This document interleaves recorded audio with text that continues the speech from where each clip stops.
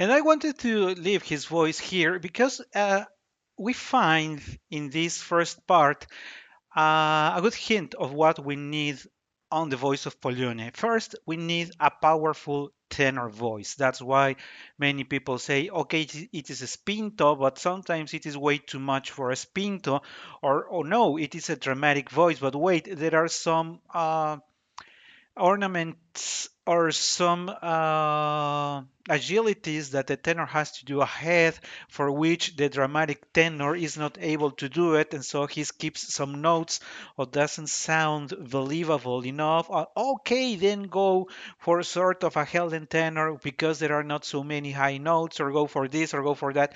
Remember that the problem here is that we have very well done the purpose, achieved the purpose of putting labels on the voices, and so everything needs to match. So it is a spinto, or it is a dramatic, or it is this, or it is that. And we go back to my one of my earliest posts on Kofi when I was sharing with you that there are voices, not tesituras. So trying to look into this tenor, what do we need? We need to have a bright, powerful voice that has a very good center, but it is not Andrea Chenier. It does not have the stamina of Andrea Chenier. Neither does it have the weight of Otello, but it is not as light as singing Il Trovatore. It's somewhere, because remember that still, even if it is a powerful voice, it is still in the line of bel canto, and he is going to be singing along with Norma. So we cannot have a powerful tenor who sings verismo, who yells, who hits horribly each of the syllables, when he is going to have his singing along with Norma, who sings perfect bel canto notes along with Adalgisa.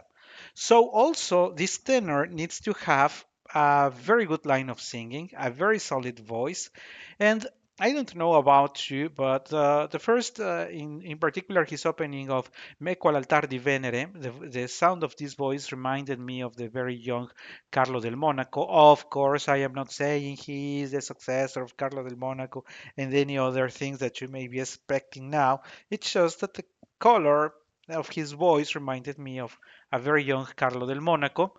Um, I also wanted to point, because I left it on the screen highlighted, so I would like to go back to that highlighting, because the tenor not only he has continuously sung in the center of his voice with a good amount of volume.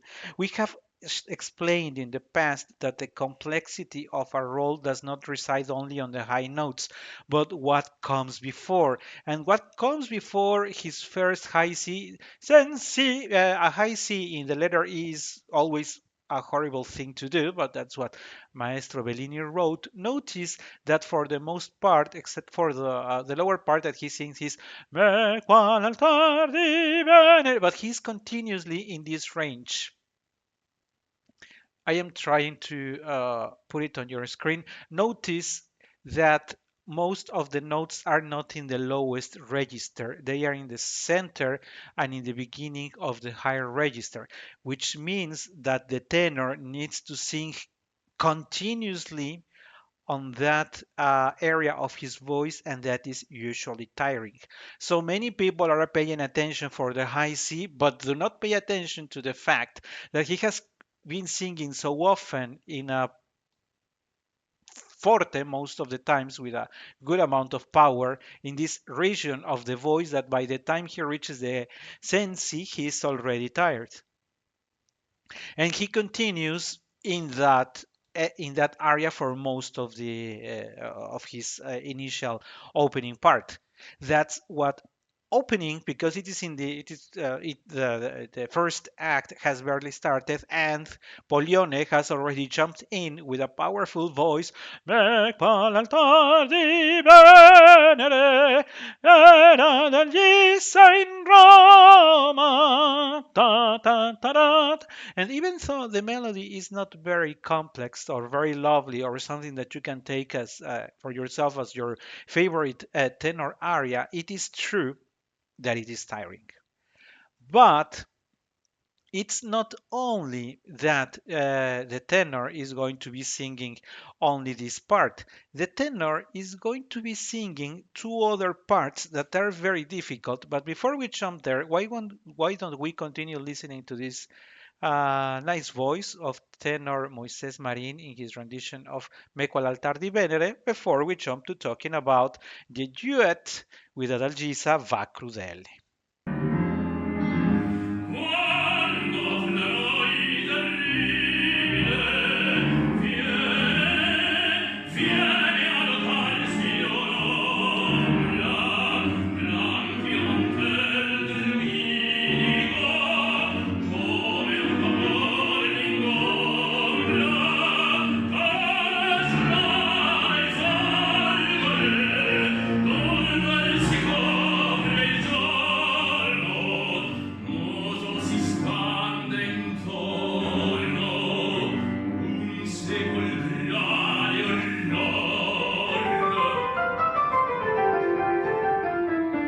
And now talking about the duet, and this is why I was sharing with you that this is where a dramatic tenor, even though he might be very well handling the first part of Meco d'Altar di Venere, that's where the dramatic voice of a tenor may fall in trouble because the va crudele al Dio spietato, these small changes in the pitch of the notes need to be noticeable because that's what it's going to give the color or the tone of the duet. So it is not a plain note. It is not va crudele all'io spietato, offrindon il sangue. The tenor has to be able to put those colors to make those changes in the pitch noticeable. And remember that when the voice is too huge, those small changes in tones and semitones are not as clearly noticed as with a lyrical voice. Also, the emphasis of offrin dono il sangue mio, because they are playing with the music. If you have way too much voice, it is like try to picture a huge powerful voice like Otello. Al sangue mio. It doesn't even sound nice. So the tenor here has to stand somewhere, if not as fully ornamented, at least with some gracious style in this, even though they are not really challenging and we cannot consider those agilities. Still, the voice need to sound, if not playful, because that it's not the tone of Pollione, at least more cantabile. Tutto a tutto e sia versato. Ma lasciarti non poss'io. No, no, no, non poss'io. In this case, by the way, this is the duet, and this is the only part where I think Pavarotti did very well because this is not as centered and as much demanding for the voice as Me quell'altar di Venere, and it's not going to be as demanding, and it's going to be later. This in fact I think that the voice of Pavarotti does very well in this duet. Unfortunately, as I was sharing with you, this is where heavier voices fall short, and also if the tenor turns out to have a lighter voice, he's also going to fall in trouble because it is a duet. And fortunately, many times the mezzo singing adalgisa is also a very powerful voice. So, if the tenor does not have the right color or the right notes in his upper register, the mezzo is going to cover him. Nobody is going to notice there is a tenor singing, and that is a complete catastrophe for this duet because the two voices have to mix very well together. So a voice like Pavarotti's does very well in here. A voice like Del Monaco and Simeonato, of course, do very well in here. But look at the voices of Del Monaco and Simeonato. They are huge, powerful, bright Italian voices. Later, we were not that fortunate to have the combination of such voices, but I wanted to call your attention that the duet, besides, we have to mention that Va Crudele is extremely long. Not as demanding as Me l'altar di Venere, this duet, but it's still very, very long. And that's why many times, more than often, parts of the complete duet are cut. There are several bars that are usually cut as they are considered to make it way too long or too tiring for the singers. So most likely you have really never heard complete the Va Crudele, the complete duet, because most likely you have listened to a cut version of it.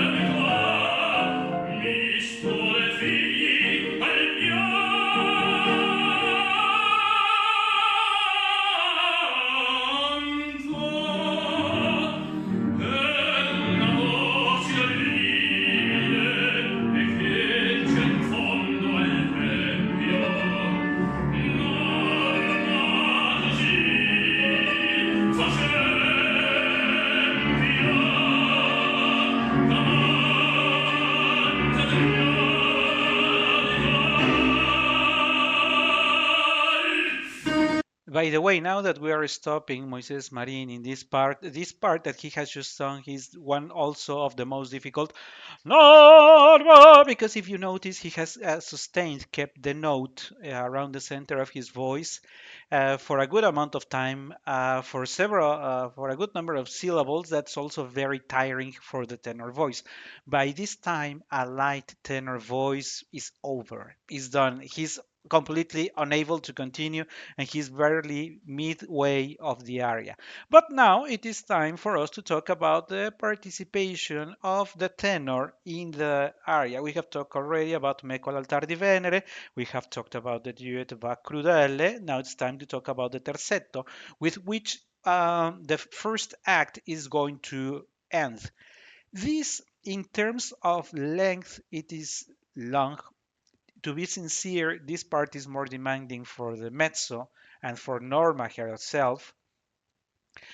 Pollione does not really sing a lot, but the trick here is that since the orchestra has been rising in volume and the drama has been building up, it is again when a voice that it's too lighter, it's just not going to be heard. This is one of the reasons say people say, oh, that's why it is for a dramatic tenor, because only a dramatic tenor would be able to make his voice sound among the orchestra, Adalgisa and Norma. And that could be true, but remember that we are coming for Va crudele al Dio spietato, where the tenor has to sing well more gracious. And that's where the tenor, the dramatic tenor, falls short. But in this time, he can play with the powerful voice of his as he's going to join uh, uh, between the voices of the two other singers. Norma dai tuoi rimproveri, prima che costoi conoscere, t'era morir mendano. That is going to be the line of a Norma, which is going to be joined by in sometimes in the melody by Adalgisa, and then it is going to sing along also with the tenor with Adalgisa, and Norma is going to sing a separate melody. So the way this is constructed, by the way, it is very interesting. Maybe we should have a full entry around this terzetto in Norma because the way it was constructed by Maestro Bellini, it's very, very, very interesting. But the reason why we needed to add it is because the tenor has already sung a super long Meco all'altare di Venere, a super long duet Va crudele, and he's going back now for this terzetto where, of course, even though we know that Norma is a superstar, followed by Adalgisa, of course, the tenor wants to be remembered by his participation, and he needs to have a fairly good uh, musical taste so that his voice sounds matching Adalgisa's and Norma's without causing any disruption in the melody. Of course, you know that when the soprano is able to manage it after the perfido, because this is where things are going to rise up in the drama, and the volume is going to explode basically. Perfido, orbasti, fermati, vieni, mi lascia, va, costati sposo, sei tu infidele. That's what Algisa says. After this part that builds in drama, and I was saying that when the soprano manages to do it, she goes for a fairly high note at the end. If it is not written, so it is an optional high note at the end of the terzetto. But before the terzetto, the three voices are singing ba ba ba, and they are singing along with their own lines of the melodies. And so you want to make sure that you have a powerful voice, even though the choir is singing also. That by the end of this first act, it is so impressive, but that people don't say, and what about the tenor? Is the tenor even singing? And again, this is the justification for many to say that Pollione needs to be for a dramatic tenor. But let's go back for another part of Mr. Moises Marin.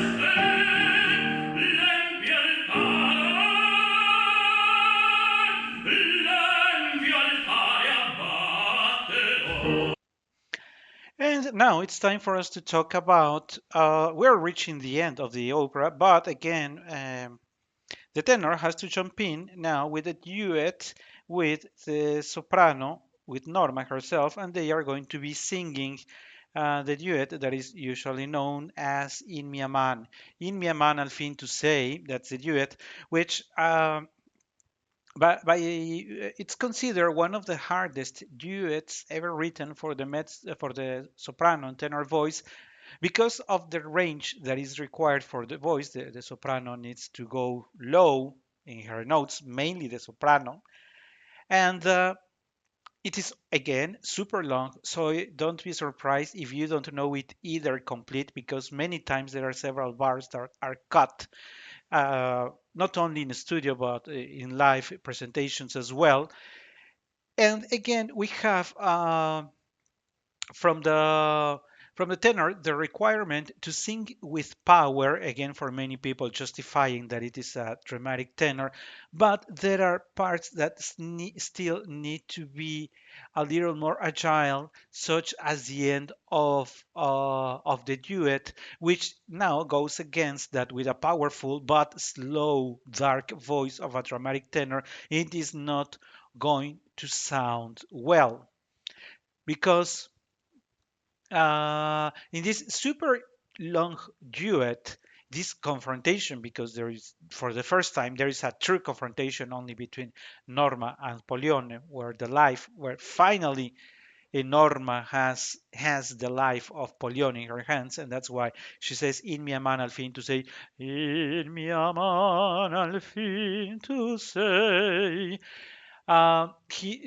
he still defends and wants to fight, to say that he wants to be with Adalgisa, which of course it is a lousy strategy. There is no way he's going to get away with it, but he says.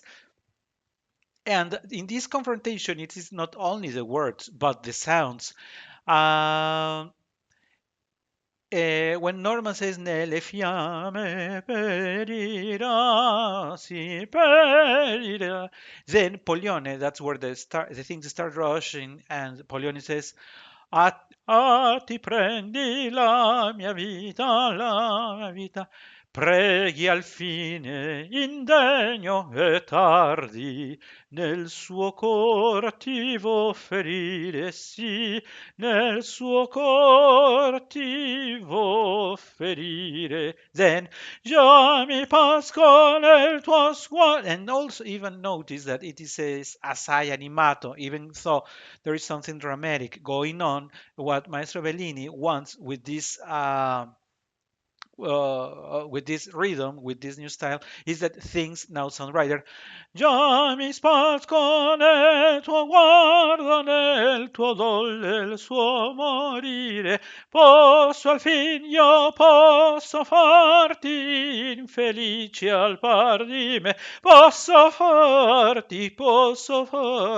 Because that is basically something that is going to resemble a lot to what Pollione is going to sing later.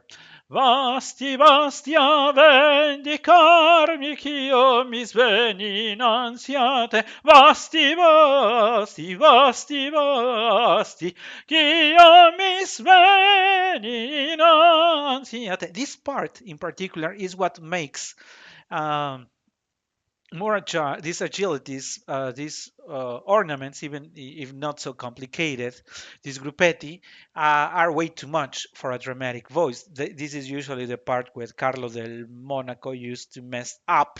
His voice was too heavy for trying this number of notes, and that's so it sounds, to be sincere, kind of messy. Basti, basti, or something like that sounds his voice, and again sends us back to the fact that a dramatic voice is sometimes too much, but a lighter voice, maybe this is again too much for that type of voice.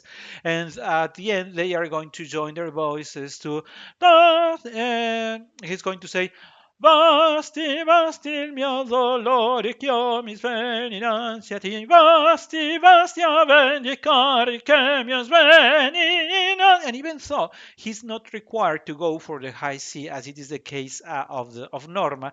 Still, he needs to sing in harmony to hers, reaching an A.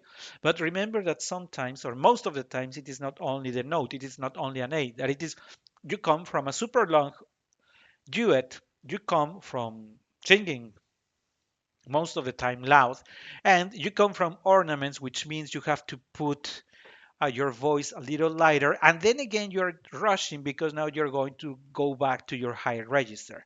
This is a very difficult part to sing as well. And as we're reaching the end of the participation of Pollione in the opera, let's listen to the final part of Meco d'Altar di Venere.